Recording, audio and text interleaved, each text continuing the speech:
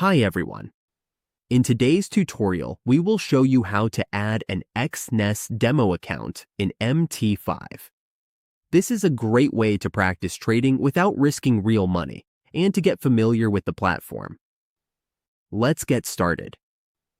On the Exness dashboard, to create an Mt5 demo account, all we need to do is click the 9 dots in the upper right corner.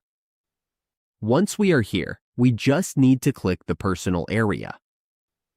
Under the personal area, we need to click My Account.